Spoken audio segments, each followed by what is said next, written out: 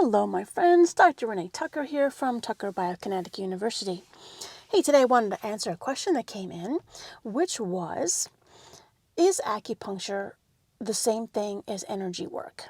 But, energy work would be without needles, which is a good question. So let's talk about the difference between acupuncture and energy work, because it does kind of seem like acupuncture uses energy of the body called chi along meridians, which are like pathways.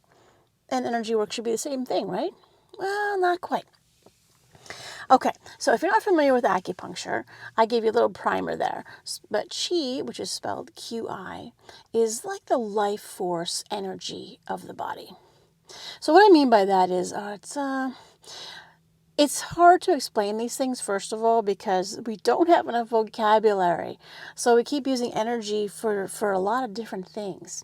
For example, life force energy, for my opinion, is like we go to sleep. We have a really lovely, perfect sleep, wake up refreshed, and we jump out of bed and we have all the energy we need to face the day.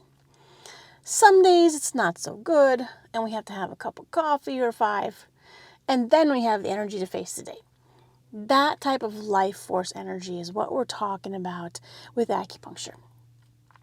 Now, in the body, the life force energy, or chi, tends to run around in these meridians. So they're like highways. They're specific pathways. Some are short pathways. Some are longer, like the bladder meridian runs all the way down the body, from the head to the tail. Okay, others are shorter, just go down the leg, etc. But that life force energy tends to run along these meridians. And then what acupuncture does is, when the chi is stuck, and they call it officially stagnant, like a stagnant pond, a stagnant swamp, when it's not flowing where it's supposed to be going, then it becomes stuck or stagnant. And because that's not flowing, that energy is not flowing, other things become stuck as well, such as your circulation. So your blood flow will get stuck. Your lymphatics will get stuck. Sometimes even nerve transmission can be stuck or slowed. And so doing acupuncture, we put needles in along these meridians that the energy runs, and that gets it flowing. It's sort of like when cars are stuck in traffic. Like here in Los Angeles, did you know we have 6 lanes of traffic in both directions on some of our highways? It's really ridiculous. But there they are, lots and lots of cars. And when there's traffic, it is jammed when there's an accident. And so everything is stuck, stagnant, if you will. But by the time they get that blockage out of the accident, then everything starts flowing again. So that is similar to the idea of acupuncture, where we have a normal flow of energy, nice chi, life force energy. If it becomes stagnant, it makes things kind of sick, not working very well. And then we remove the blockages by adding the needles.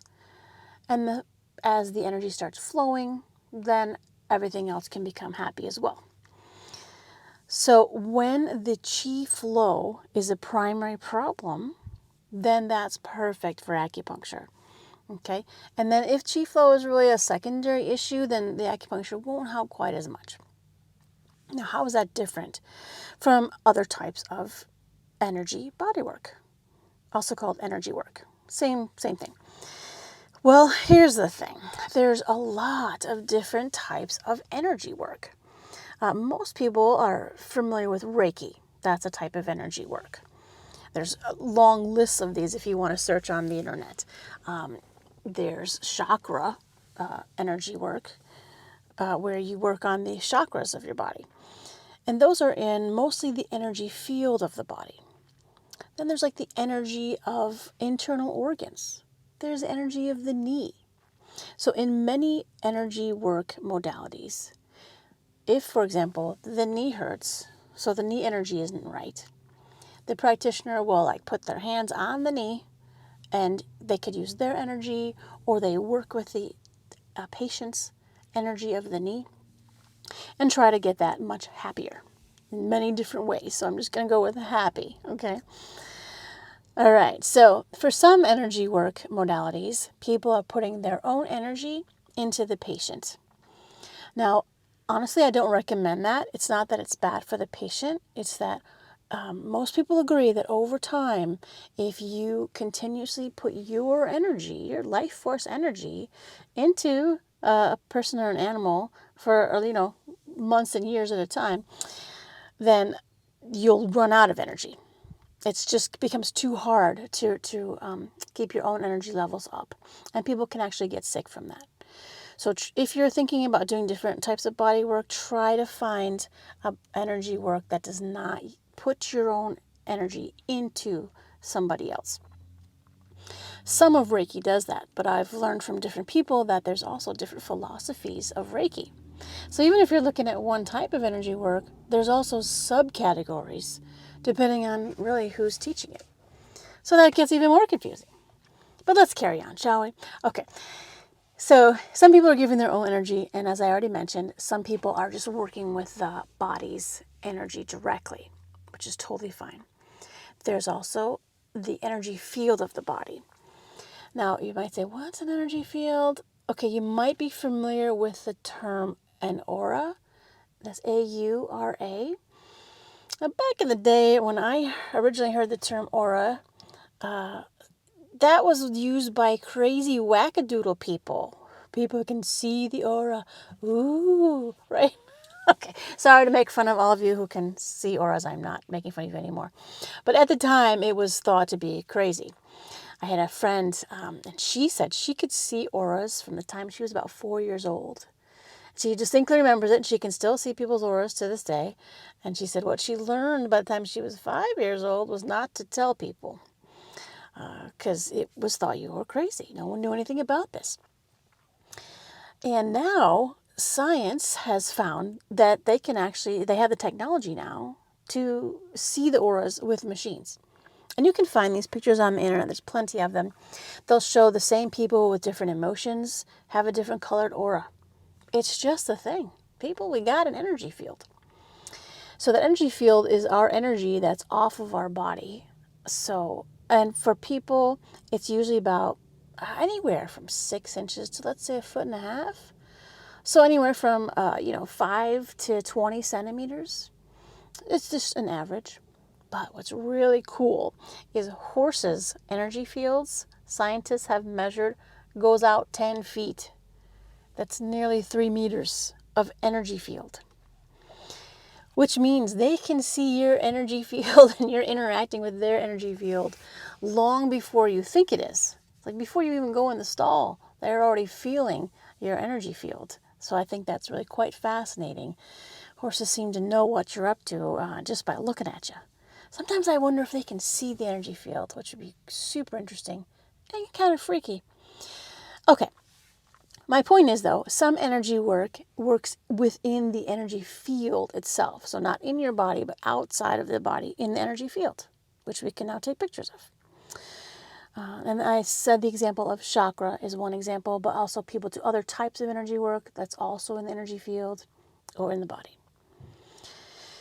So the difference then is acupuncture is kind of a specific life force energy that stays in the meridians. And then there's other energies of the body, such as the energy of the knee or the energy of, say, the liver. Okay. Now, another layer to this is that we've brought up thinking that everything in life is the 3 states of matter. Remember that? Could have been high school. I don't know. But anyways, it was a solid, liquid, and gas. These are the states of matter. They're solid, liquid, or gas. That's it. Well, that's true. But on another level, if you will, if you look down at the atomic level, well, now you have atoms, atomic. So those are protons and neutrons and electrons. Those guys are always zipping around. They're always moving. And then an even lower level than that, or higher magnification, if you will, there's the quantum level. So all those atoms can be subdivided into subatomic particles, such as quarks and leptons and gluons. And really the quantum level has much funner names. Let's face it. They got all kinds of names, and those quarks and leptons are further subdivided. The point is, we don't need to know all those names, even though they're fun, but that they're constantly moving. So we think of a table, for example, as solid state of matter. But really, if you look down way at the quantum level, all those little tiny particles, they're always moving. They're constantly moving. They constantly are using energy. So, and some physicists say the whole world is energy. And we're all 100% energy. So at a certain level, depending where how you're looking at it and how you're looking at it, the liver may seem solid, but really it's all energetical. And this is where it's all confusing. The whole thing's confusing, but the question is, does it work? All right, that's what's really important. Oh, and I know usually people want to know, well, what is TBT? That's the modality that I do, that I created. And so with TBT, Tucker Biokinetic Technique, we work at the quantum level. You say, ooh, and that sounds snazzy. It is snazzy indeed. So if you're considering TBT, don't worry though. I really make stuff super simple as possible. We talk a smidgen about quantum mechanics, but not very much. So we just work there. We put our energy there at the quantum level and connect it with the patient's quantum level energy, but we're not using our energy because that would make us tired. And then we work to align all the energies. So it's so hard to explain. So I'm sorry for that little shortcut there, but that's the gist of it. So we got acupuncture, life force energy along the meridians, lots of varieties of energy work, kind of an umbrella term. Some work in the energy fields, some work in the body. Some people use their own energy, some just work with the patient's energy. And then some, like TBT, work at the quantum level. Still energy work, but deeper, if you will. And it's all very fascinating. I hope that answered the question of the person who sent that in. Thank you very much. If you have any other questions, please let us know, or support@tuckerbioconnect.com for questions. And I will see you guys next time.